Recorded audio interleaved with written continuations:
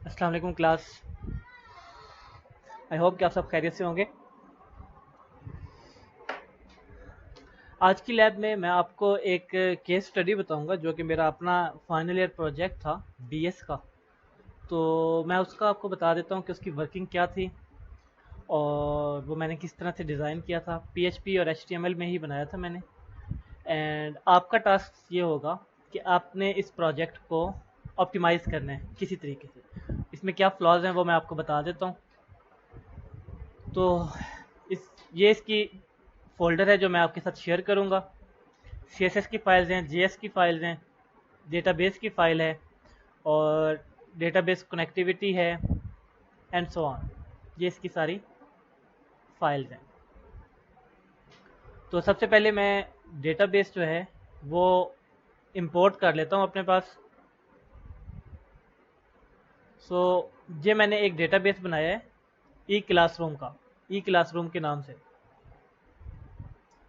ठीक है, और मैंने चूज़ किया वही वाली फ़ाइल जो सेव करवाई हुई है अपनी डेटाबेस की फ़ाइल एंड इम्पोर्टेड।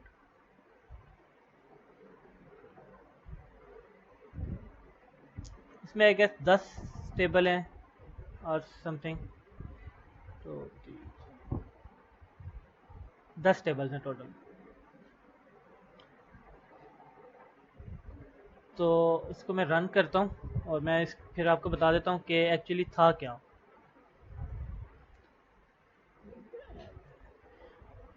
मैंने एक 2016 में ई क्लासरूम बनाया था जिसमें हम डिस्टेंस लर्निंग कर सकते हैं। और इसमें मॉड्यूल्स मेरे 3 थे। स्टूडेंट लॉगिन था, टीचर लॉगिन था और एडमिन लॉगिन था। स्टूडेंट लॉगिन करके अपना, if I can just remember, as था। ओके, स्टूडेंट एक क्वेश्चन पूछ सकता है अपने टीचर से, अपने नोट्स अपलोड कर सकते हैं ताकि दूसरे स्टूडेंट्स देख सकें उसको, और डॉक्यूमेंट्स अपलोड कर सकते हैं ताकि दूसरे जो हैं स्टूडेंट्स वो उसको देख सकें या टीचर्स देख सकें। इसके अलावा अपना प्रोफाइल एडिट कर सकते हैं, पासवर्ड चेंज कर सकते हैं, प्रोफाइल पिक्चर चेंज कर सकते हैं। एंड यहाँ पे उसका लॉग आउट है। सिमिलरली हमारे पास एडमिन है। एडमिन यूज़र्स को मैनेज कर सकते हैं, कोर्सेज मैनेज कर सकते हैं, डॉक्यूमेंट्स मैनेज कर सकते हैं, नोट्स मैनेज कर सकते हैं। और एडमिन अपना प्रोफाइल एडिट कर सकते हैं, चेंज पासवर्ड कर सकते हैं, अपनी प्रोफाइल पिक्चर चेंज कर सकते हैं। देन हमारे पास है थर्ड, टीचर का। टीचर क्वेश्चंस को मैनेज कर सकते हैं, असाइंड कोर्सेज जो उसको असाइन हुए हुए हैं उनको मैनेज कर सकते हैं, नोट्स अपलोड कर सकते हैं और डॉक्यूमेंट्स अपलोड कर सकते हैं। एंड सिमिलरली हमारे पास एडिट प्रोफाइल का ऑप्शन है, चेंज पासवर्ड का ऑप्शन है, चेंज प्रोफाइल पिक्चर का ऑप्शन है। ठीक है, तो ये 3 हमारे पास मॉड्यूल्स हैं इस प्रोजेक्ट के अंदर। देन होम पेज पे बाकी आपने इसकी जो है फ्रंट एंड उसको आपने कंसीडर नहीं करना, वो उसमें कोई फ्लॉज हैं तो वो आपका कंसर्न नहीं होना चाहिए। और बाकी फ्रंट एंड पे जो इसका फ्रंट कह रहा हूँ होम पेज है, यहाँ पे हमारे पास नंबर ऑफ सब्जेक्ट्स जितने भी रजिस्टर्ड हैं वो आ रहे हैं।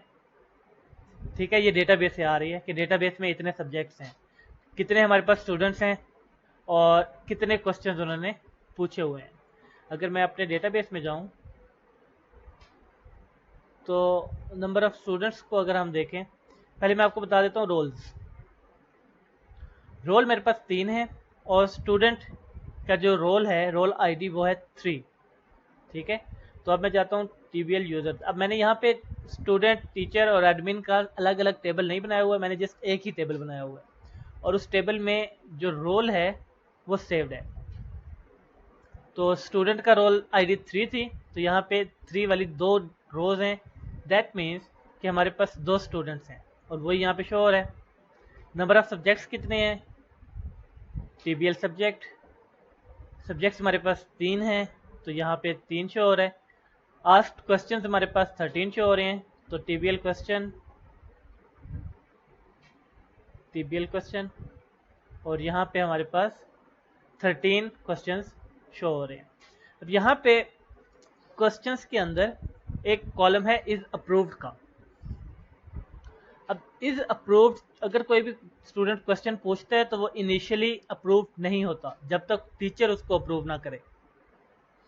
तो जैसे ही टीचर उसको अप्रूव करेगा तब वो लिस्ट होगा, अदरवाइज वो लिस्ट नहीं होगा। दैट मीन्स कि जब वो क्वेश्चन क्रिएट होता है तो उसका इज अप्रूव्ड की जो डिफ़ॉल्ट वैल्यू आती है वो नो की आती है।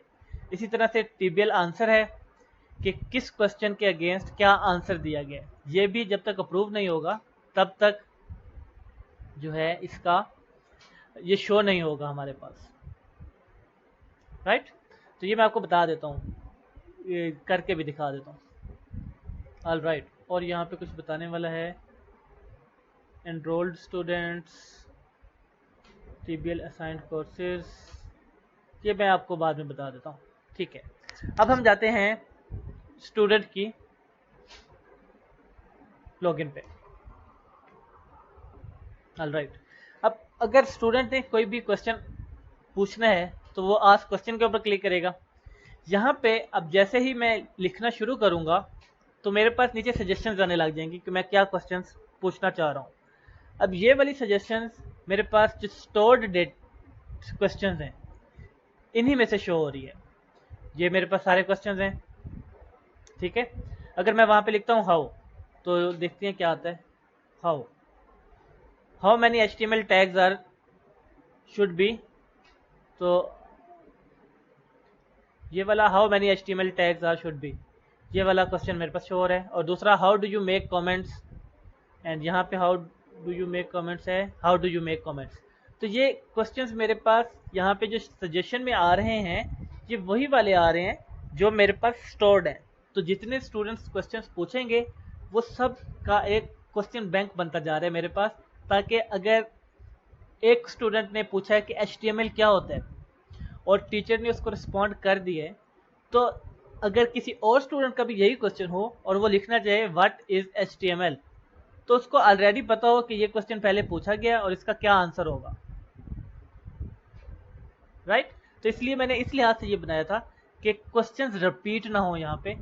तो अगर किसी भी स्टूडेंट ने कोई क्वेश्चन ऑलरेडी पूछ लिया है और किसी और स्टूडेंट का भी वही क्वेश्चन हो सकता है, तो वो क्वेश्चन बार बार पूछा ना जाए, टीचर उसको बार बार रिस्पॉन्ड ना करे। टीचर ने उसको एक दफ़ा रिस्पॉन्ड कर दिया है तो बस वो सब स्टूडेंट्स के लिए विजिबल हो गया है। हाँ, अगर टीचर ने उसमें से जैसे HTML का तो बता दिया, अब उसने ये नहीं बताया कि HTML हम क्यों यूज़ करते हैं, तो फिर स्टूडेंट यहाँ पे क्या कर सकता है कि अपना न्यू क्वेश्चन बना सकता है इसी HTML के अंदर, why do we use HTML। तो अब जब इसके अंदर आंसर सेव होगा तो टीचर जो है दोबारा इसी क्वेश्चन के अंदर एक थ्रेड बनता जाएगा, वो बता देगा कि हम HTML क्यों यूज़ करते हैं। तब वो फिर दोबारा सब स्टूडेंट्स के लिए विजिबल होगा जब तक के कोई और क्वेश्चन नहीं आता, ठीक है। तो इसी तरह से एक ही टॉपिक का नीचे थ्रेड बनता हुआ जाता है इस प्रोजेक्ट में। तो अगर मैं यहाँ पे लिखना चाह रहा हूँ कि व्हाट इज जावास्क्रिप्ट और यहाँ पे नहीं है, तो मैं एक न्यू क्वेश्चन भी पूछ सकता हूँ, ठीक है। मैं न्यू क्वेश्चन पे जाऊंगा कि मैं यहाँ पे लिखूंगा व्हाट इज जावास्क्रिप्ट। जो मैं मल्टीपल कोर्सेज पढ़ रहा हूँ, मैं अपना कोर्स यहाँ पे सिलेक्ट करूँगा कि मैंने किस कोर्स के से रिलेटेड ये क्वेश्चन है। तो मैं करता हूँ इंट्रोडक्शन टू प्रोग्रामिंग और मैंने ऐड न्यू क्वेश्चन कर दिया, ठीक है। यहाँ पे आ गया question is saved and waiting approval. अब नोटिफिकेशन भी उसके पास आ गया, यहाँ से इसको क्रॉस कर देंगे और अब ये वाला जो क्वेश्चन है ये उस टीचर के पास चला गया है जो कि क्या पढ़ा रहा है हमारे पास, इंट्रोडक्शन टू प्रोग्रामिंग। अब वो टीचर जो है वो उसको अप्रूव करेगा, आंसर करेगा। जैसे ही उसको आंसर करेगा वो फिर हमारे पास आ जाएगा, स्टूडेंट्स को शो हो जाएगा, ठीक है। तो ये इसकी एक फंक्शनैलिटी थी। सेकंड फंक्शनैलिटी थी कि स्टूडेंट अपने नोट्स जो है वो अपलोड कर सकते हैं। सो ऐड न्यू नोट में हमारे पास नोट्स टाइटल मैं कहता हूँ असाइनमेंट 1, किस सब्जेक्ट की है, इस सब्जेक्ट की है। यहाँ पे मैंने लिख दिया कुछ टेक्स्ट और ये नोट्स अपलोड हो, ठीक है। इसको क्लोज किया, बैक टू नोट्स किया, तो ये मेरे पास एक नोट्स जो हैं अपलोड हो गए। स्टूडेंट इस नोट्स को डिलीट भी कर सकते हैं, जैसे ही डिलीट करेगा तो वो यहाँ से डिलीट हो जाएंगे। ऐड न्यू नोट किया और अपलोड कर दिया, देन दोबारा से ऐड न्यू नोट किया, अपलोड कर दिया और नोट्स पे वापस आए तो हमारे पास 2 नोट्स आ गए। ठीक है, देन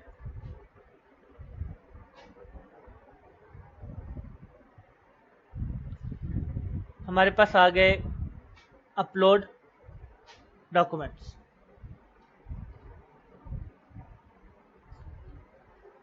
ये आ गया, यहाँ पे कोई भी फाइल सिलेक्ट कर सकते हैं। अगर मैं यहीं से ही फाइल कोई लूँ, ये उठा ली एंड सब्जेक्ट मेरे पास आ गया, ये अपलोड कर दी, तो इसमें कोई एरर आया है? नहीं आया। तो ये यहाँ पे सेव हो गई हमारे पास फाइल। सो अब हम जाते हैं टीचर के लॉगिन पे। पता नहीं उसको जो है, ठीक है, इसके ऊपर मेरे पास मेरे ख्याल से इसको साइन कोर्स नहीं हुआ हुआ, वो वाला इंट्रोडक्शन टू प्रोग्रामिंग वाला 1-1 subjects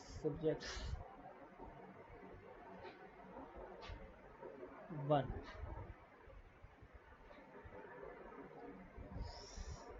sign course user ID ESF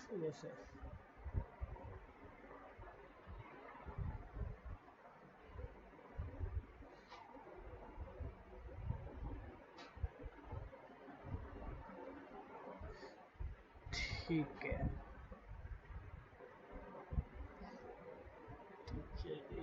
ESF और साइंड कोर्स में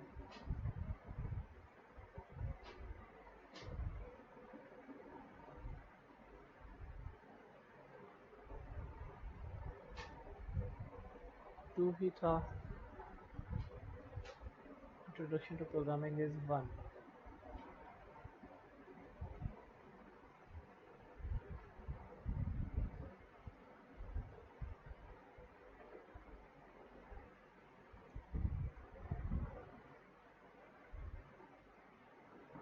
ओके, यहाँ पे शो नहीं हो रही है, पता नहीं क्या मसला है। बहरहाल यहाँ पे क्वेश्चंस आ जाते हैं। अगर हम यहाँ पे देखें कि क्यों नहीं आ रहे, चलें कोड में देख लेते हैं।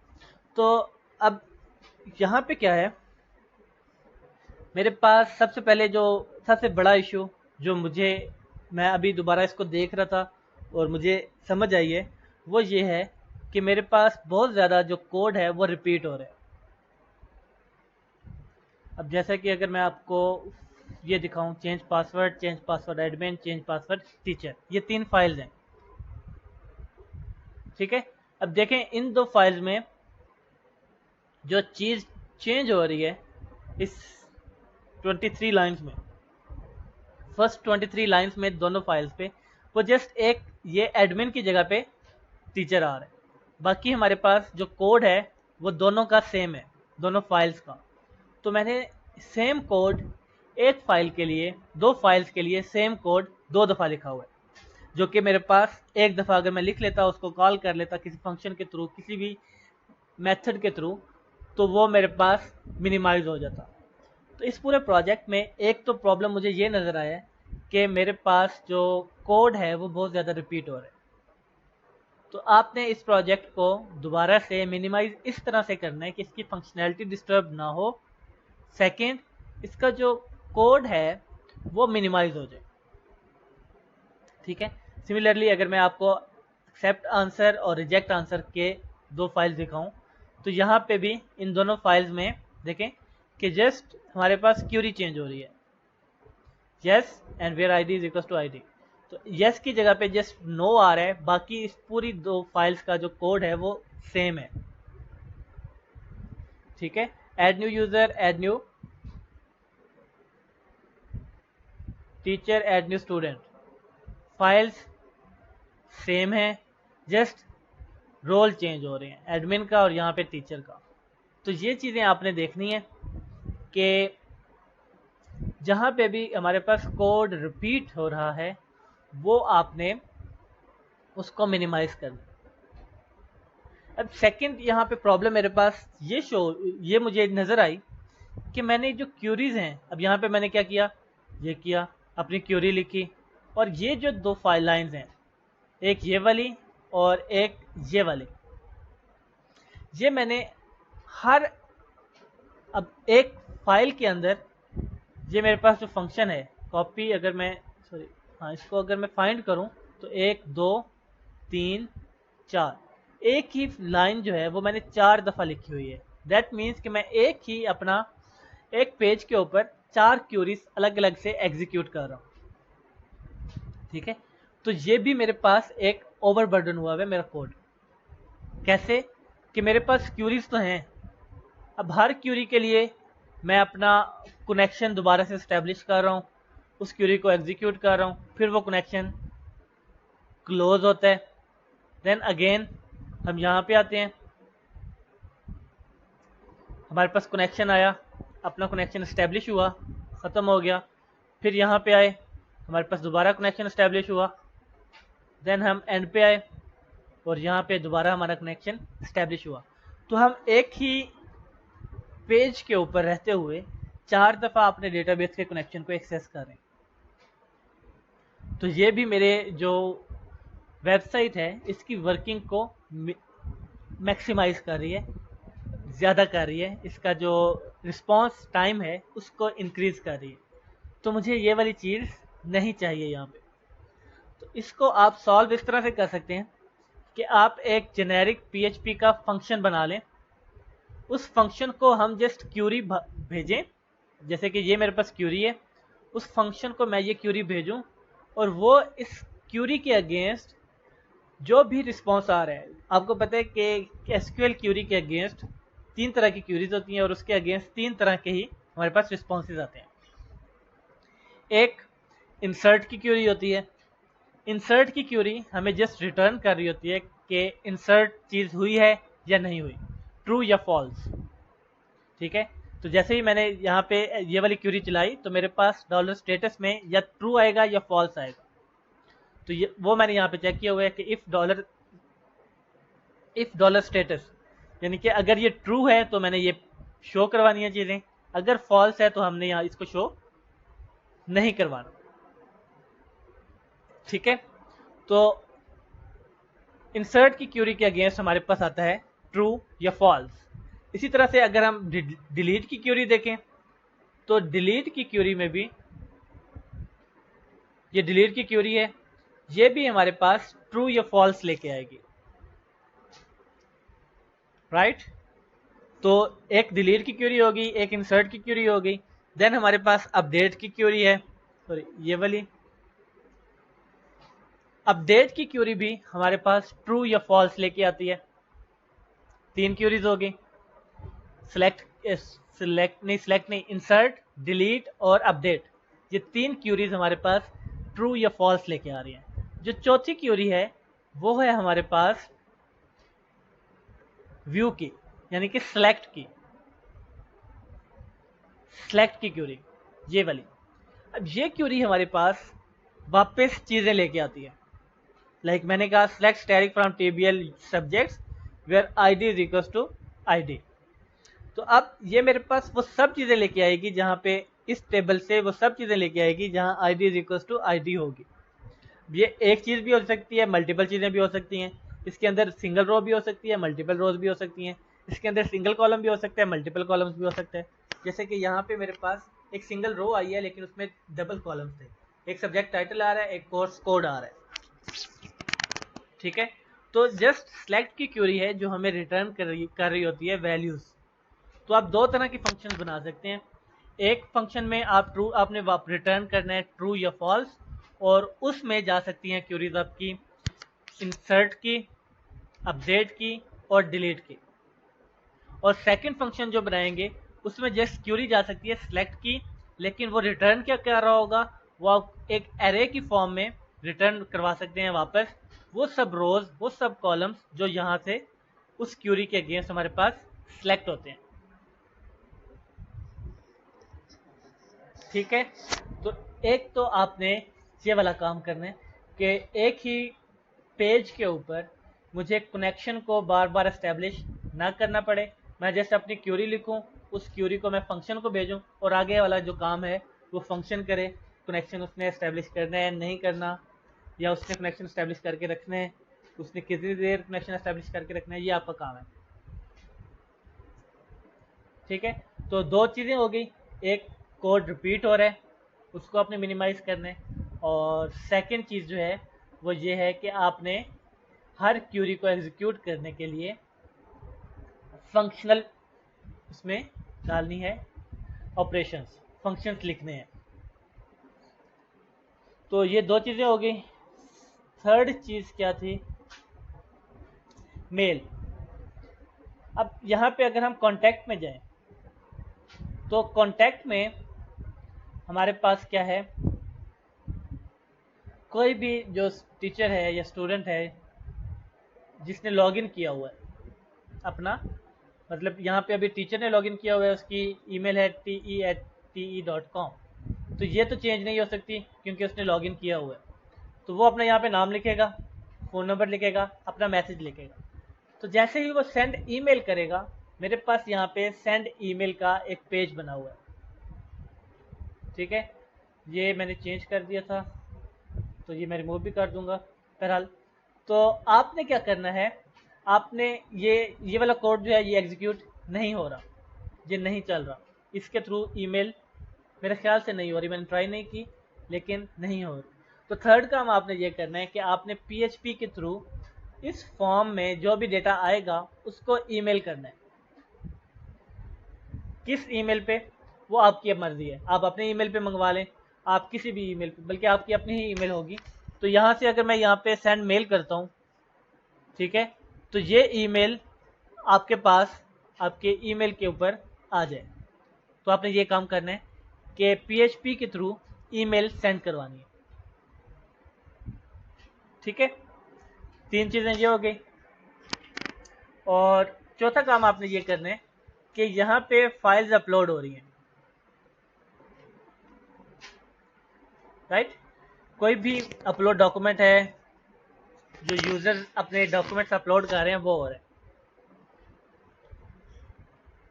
आपने इसमें ये करना है कि इस पूरे कोड को एनालाइज करना है कि ये किस तरह से काम कर रहा है, हमारी फाइल्स किस तरह से अपलोड हो रही हैं, और हम इस अपलोड वाली जो फाइल है, अपलोड वाला जो कोड है, इसको किस तरह से ऑप्टिमाइज कर सकते हैं।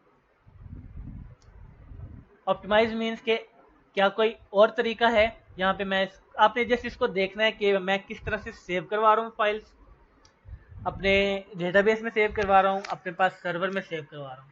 आपने इसको ऑप्टिमाइज करना है कि हम किस तरह से इस कोड को ऑप्टिमाइज कर सकते हैं कि हमारे सर्वर पे फाइल का साइज जो है वो कम हो जाए, और हमारे पास जो डेटाबेस में चीज़ें स्टोर हो रही हैं वो कम टाइम में हो। हमारे जो लाइन ऑफ कोड है इस पर्टिकुलर फंक्शनैलिटी के लिए, दैट इज़ 145 से लेके 168 तक, हमारी जो नंबर ऑफ लाइंस हैं वो कम हो जाए, राइट। तो आपने ये काम करना है। थर्ड चीज़ यहाँ पे मेरे ख्याल से असाइंड कोर्सेज में, यहाँ पे अगर पेज हो कोई कोर्स असाइन का या असाइंड कोर्स का,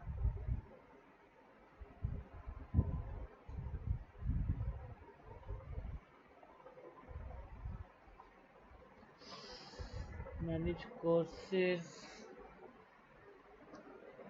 मैनेज कोर्सेज में क्या है, हम अगर एडमिन का लॉगिन करें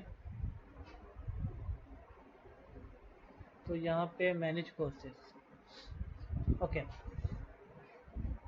इंट्रोडक्शन टू प्रोग्रामिंग असाइन किया, subject introduction to programming, teacher this, course assign. तो ये मेरे पास उधर स्टोर क्यों नहीं हो रहा, यहाँ पे गए, यहाँ पे TE मैनेज क्वेश्चन। तो आपने ये देखना है कि जब मैं टीचर साइन कर दिया है मैंने किसी कोर्स को, तो उस कोर्स के क्वेश्चंस टीचर को शो क्यों नहीं हो रहे। इसको मैं भी देख लेता हूँ और आपने भी देखना है इसको, कि जब एक टीचर को कोर्स असाइन हो गए हैं तो उस कोर्स के क्वेश्चंस उस टीचर को शो होने चाहिए। जैसे कि अभी मैंने आपके सामने एक क्वेश्चन क्रिएट किया था जावास्क्रिप्ट का, व्हाट इज जावास्क्रिप्ट। ओके, यहाँ पे सब्जेक्ट आईडी नहीं आ रही,